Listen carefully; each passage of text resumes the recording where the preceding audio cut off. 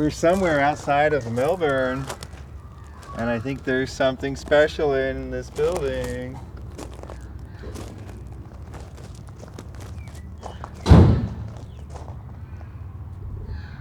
I hear something happening in there.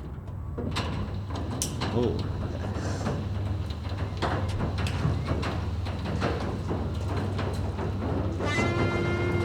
Oh, it's glorious. And there's more in here. Wait, there's more than just a Sundowner in here. This is great because I have now seen some Sundowners. Okay.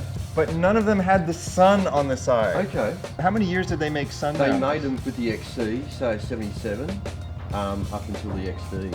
Okay. So just the two models. I'm thinking they had decals, but they weren't the sun decal. Okay, it might have been an XC. So this is my first time seeing the sun decal. Okay, so this is an XD. It's a Sundowner with a sun decal. Oh my goodness, this is in You can open it up. perfect condition. So, wow. This is, what year is this? It's an 81. Why is it in such incredibly perfect It was condition? fully restored by a guy in Queensland over many years. The seats, even the materials. New old stock seats, old seat material. It's amazing. Yeah, the guy I bought it off saw still new old stock parts for it to assemble it. Yeah, I don't even think I've seen a restored 1981 car that looks this good on the inside. It smells like a new car. Yeah. So this isn't just the best Sundowner I've ever seen. This is the best 1981 car I've seen since 1981. Well, it needs some sort of a bed back here, doesn't it? There's a mattress included. Yeah, furry ceiling, and Yeah. Shake pole carpet. this is just how it would have come, I assume, from the factory. My dad had one when I was 18, exact same colour, but he didn't have windows. And his was all decked out, so he had the bluer panels on the side, the red mattress, the whole thing. Today it occurred to me that van culture in general in the US has not been preserved at all. We drove the big vans. He drove usually. like the E-Series. Big Chevy vans, big Yeah. Ford vans, big Dodge vans. Yeah. I think that you would have the short, I forget what they call short wheelbase ones, and they would always do the mural on the side and the bed in the back. And so that van culture thing only lasted a couple of years, but there's nobody really preserving that, almost nobody. So you normally go to a car show, you would not see one of those. Okay. Whereas when I go to a car show in Australia, I often see a Sandman. Yes. And so I feel like at least the Sandman owners, because there were a lot of them, or a fair number of them, they're preserving those. And I love that other people are preserving the Fords, and some people are even preserving the Chryslers. Yes, they're starting to come around now too. But yeah, I love having an original radio too, because when I sit in the car, I want it to look like it did when it came from the factory. And even if the radio doesn't work, at least when I sit in the car, I get to look at the way the radio would have looked. But the other thing is, in old cars, I often don't really care because I'm just listening to the motor and getting the whole experience of driving. Though it is nice to play old music in an old car. In the 80s music. Yeah, you play period correct music, that is a nice experience. I love that late 70s techno font. So what else you got in this place? So this is my wife's RS2000. No, yeah, because Australian right-hand drive, we got a lot of pommy cars. I like this place. A man after my own heart. And I've sort of started them from the year like XK, 62 XK down the bottom there, to an XW GT, XY GT, then the next AGS, XB GT, XCGXL. And I love crazy colors, and pink is pretty much the craziest color. What's this color called again? Wild Plum. Wild Plum. Yeah.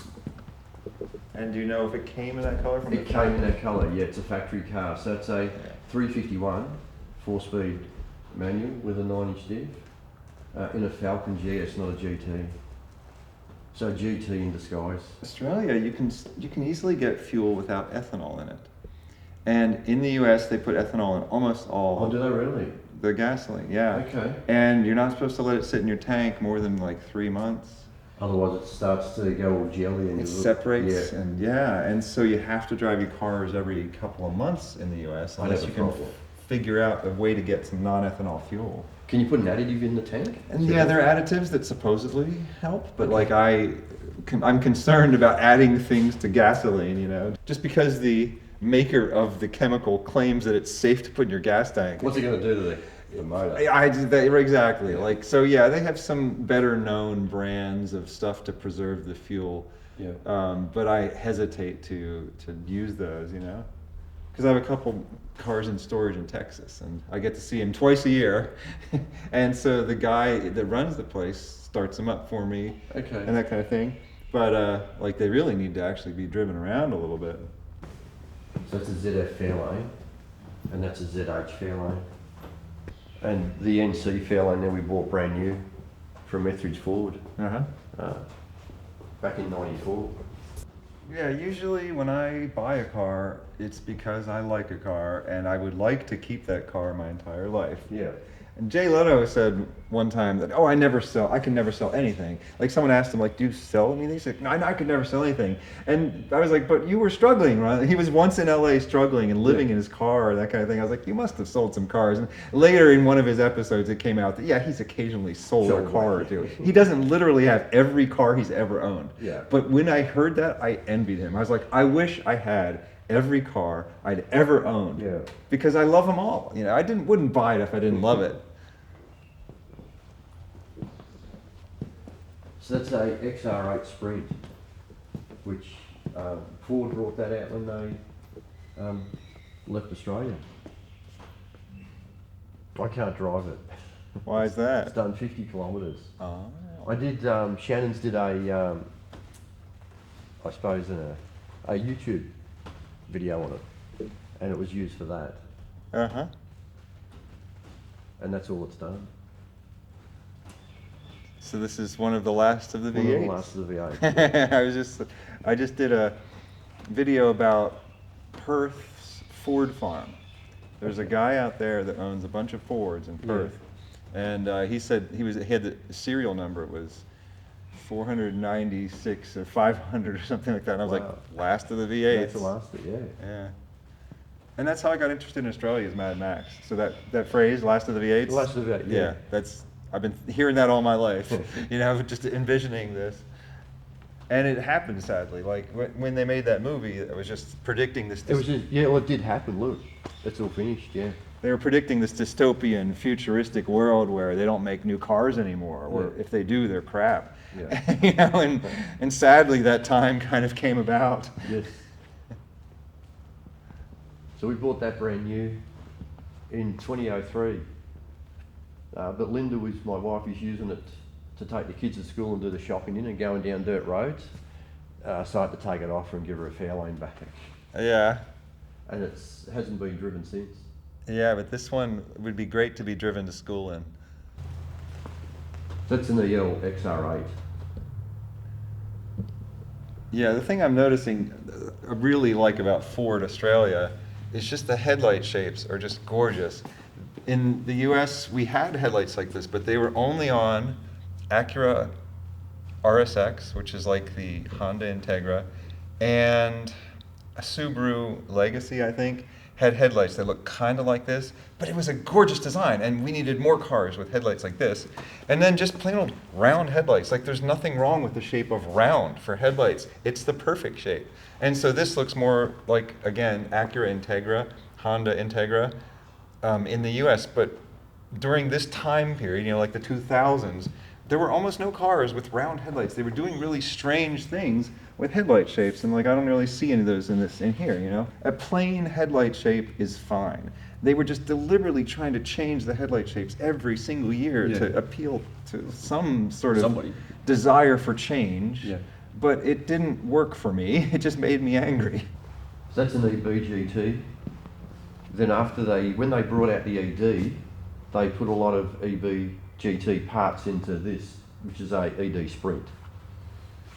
Yeah, see, I had seen some hoods that look like this at the Ford farm in Perth, and this to me looks very aftermarket. It's just crazy to me. It's just sort of bolted on quick. We've got to do something in a hurry to make it look nice. It's cool, though, that Ford had such a variety of things that they were doing that I didn't ever know about until I came here. The graphic design in the 70s was just amazing. That's why I have the Firebird on my back.